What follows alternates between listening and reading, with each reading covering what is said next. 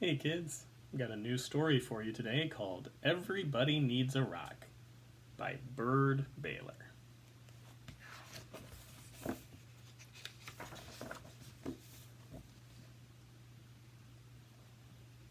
Everybody needs a rock.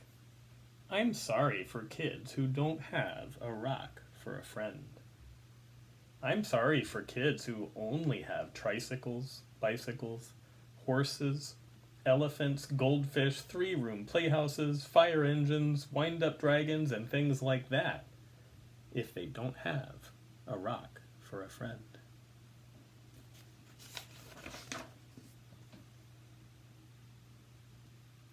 That's why I'm giving them my own 10 rules for finding a rock. Not just any rock. I mean a special rock that you find for yourself and keep it for as long as you can, maybe forever. If somebody says, "What's so special about that rock?" don't even tell them.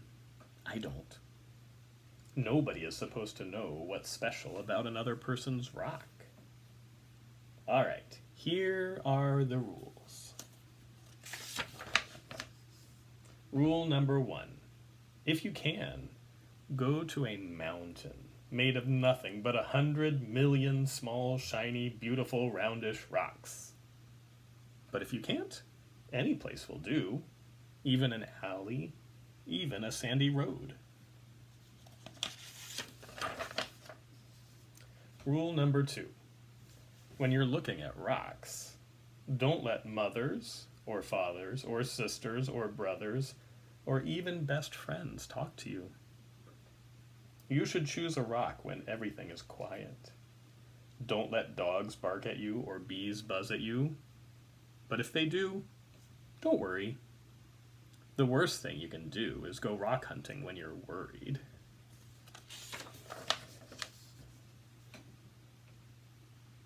Rule number 3. Bend over. More, even more.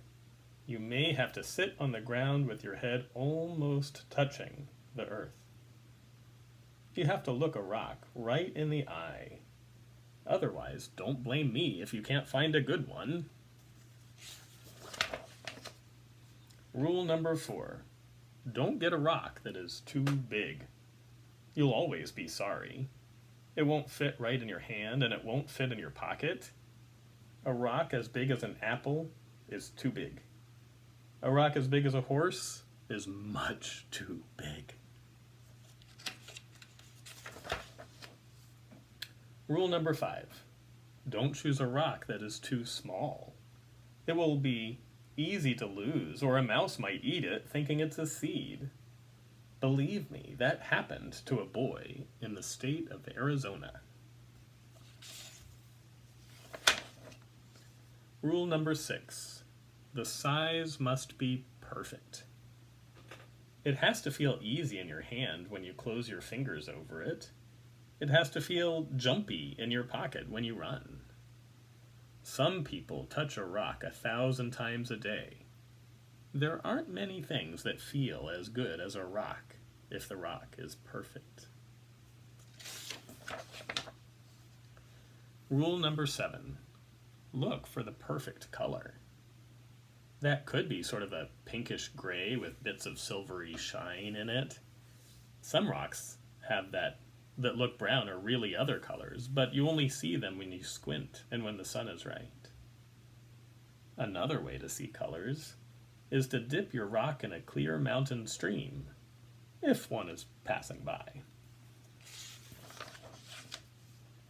Rule number 8. The shape of the rock is up to you.